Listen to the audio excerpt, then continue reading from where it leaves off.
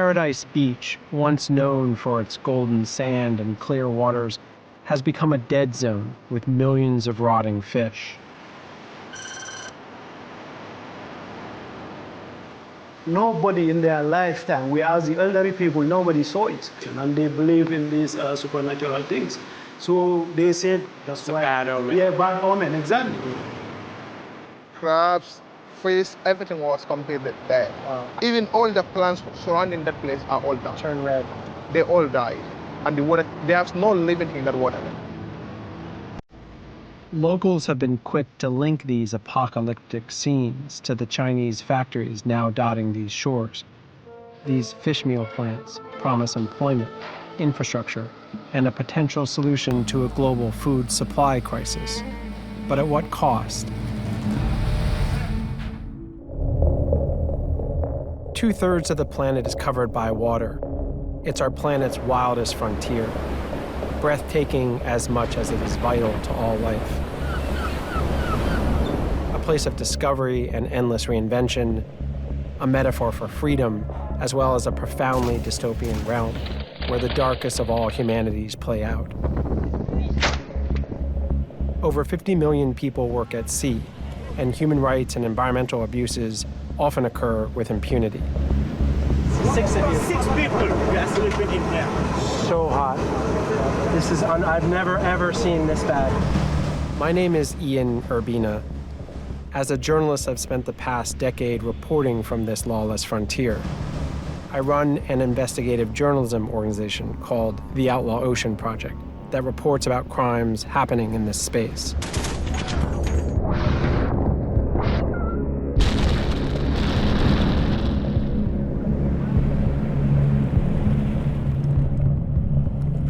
This is the Outlaw Ocean.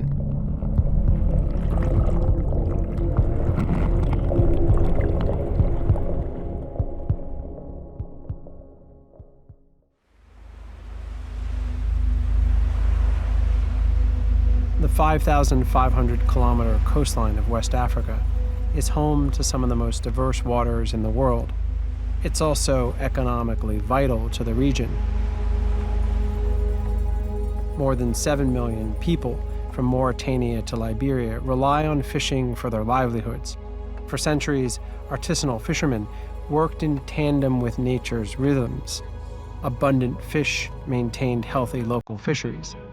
Then, industrial fishing by foreigners began.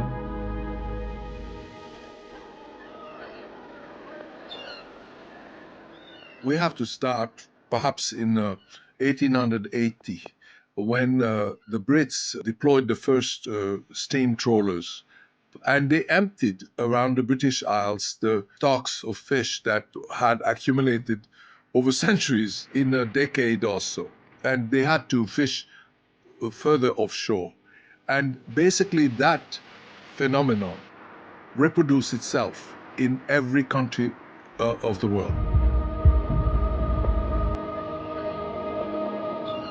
The biomass, the amount of fish in the water, has declined. We have wiped out 90% of the big fish. And that is very hard for people to conceive.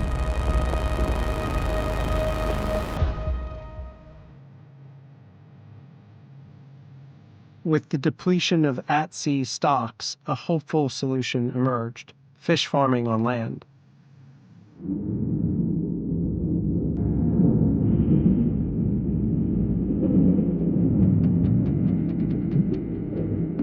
Aquaculture is often framed as both sustainable and a scalable way to feed the world, but there is a catch. Industry routinely chooses to feed powdered wild fish to their farmed fish in order to fatten them up and sell them faster. Fish meal is a very inefficient food source that actually worsens depletion of ocean fish stocks rather than slowing it.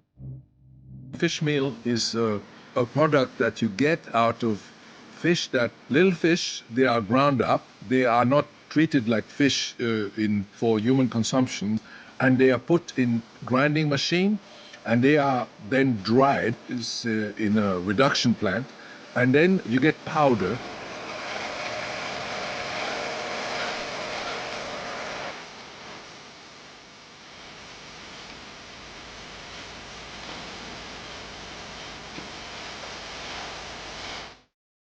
With relentless demand from China pushing fish meal prices to record highs, companies have set their sights on West Africa as a new source of supply.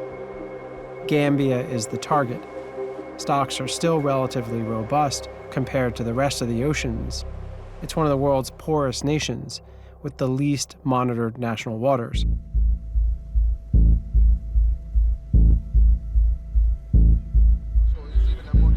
My team and I joined local journalist Mustafa Mane, who has spent years investigating the impact of 14 fish meal factories that have popped up in Gambia and neighboring countries. Where are we right now?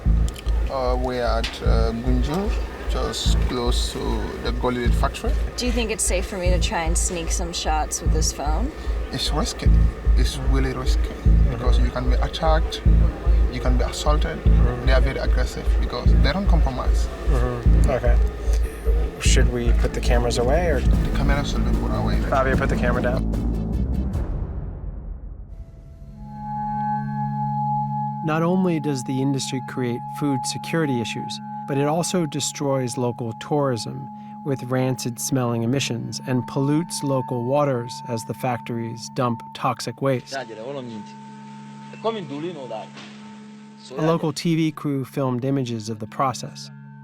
But what was deeply concerning and not exposed were the levels of chemicals the factory used to turn fish to dust. The effects on the environment were catastrophic. Waters turned red, and the fumes were toxic. The smell is unbearable. Microbiologist Ahmed Manjang analyzed the water and found it contained double the amount of arsenic and 40 times the amount of phosphates and nitrates deemed safe. Locals destroyed a pipe that was pumping waste into the ocean. Activists were arrested, but the pipe was restored.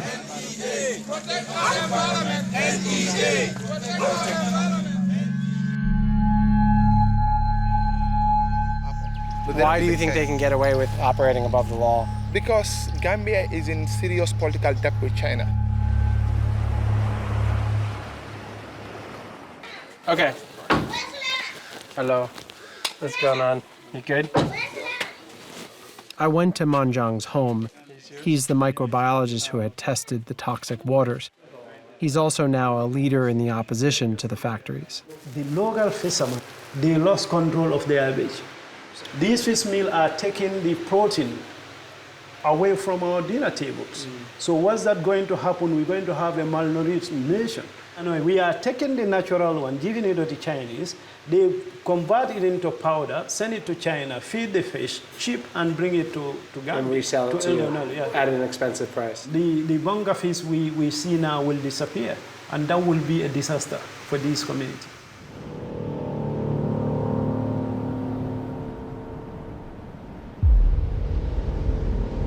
The ocean conservation group Sea Shepherd began to patrol Gambian waters to help the local Coast Guard. I was invited on board.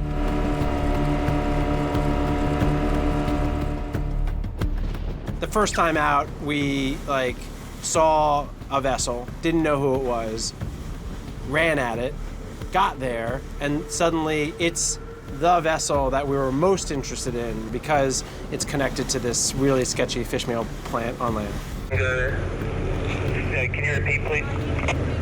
I repeat. That ladder, okay? I cannot, but we need to keep a hold of the ship, because I cannot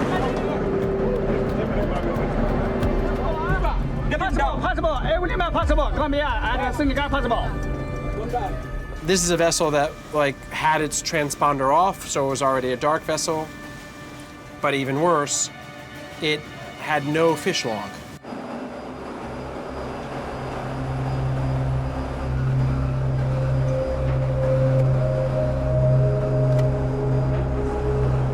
A fishing vessel's got to have a navigation log, which is their positions every day, where they fished, the quantity of fish. You can see the last entry here was on the 21st of January, and then there is nothing. Then this is a dark ship. Who knows where they fished? Amigo, what's that? Santa Maria. He's saying that they can't start going to Banjul yet. He needs 2 hours to make some repairs. We've seen him motoring all morning. It's a delay tactic so he can get on the radio. The captain of the ship was not particularly cooperative, and the Sea Shepherd crew and the Gambian fishery and navy officers told him he was under arrest and ordered him to bring his ship into port.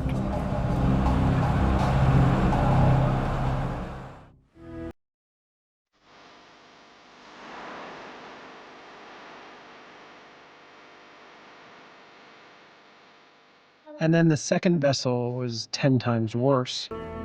And there was this space, it was like a crawl space, where all these guys were sleeping at night.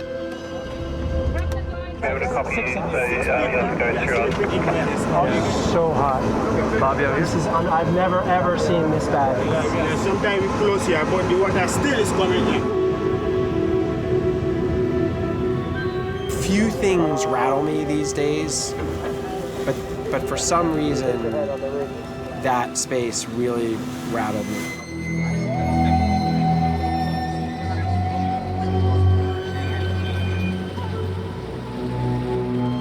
The local fishermen here also testifying that these guys have been trawling very, very close to the shore. On top of that, the living conditions here are really not for humans.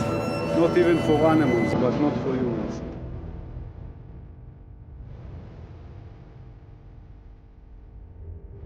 We saw how rules were broken with impunity to meet government-imposed quotas, but also how these trawlers fished well beyond demand of the fishmeal factories, leading to massive discarding of dead fish back into the ocean.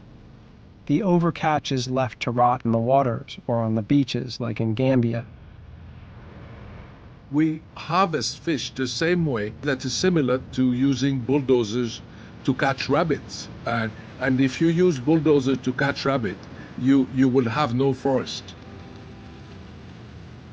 Our use of aquaculture is ironically accelerating the very problem we set out to solve. Rather than slowing the depletion of fish stocks, aquaculture is speeding it up because of fish meal. And ultimately, it is the poor and our oceans that continue to pay the price for our ferocious appetite. I will run and come back, but I will never stay away, because I believe one thing, that is, if Gambia is destroyed, it's destroyed for us, and if Gambia is made, it's made for us. And I always ask myself one question, that is, what is going to be my answer if my children or my grandchildren happen to ask me, what were you doing when all this environmental disease was happening? I always want to have the answer, and that's the main reason. That's why I keep speaking to people. I keep doing what I should do. I keep raising the awareness level of people, because awareness raising is key.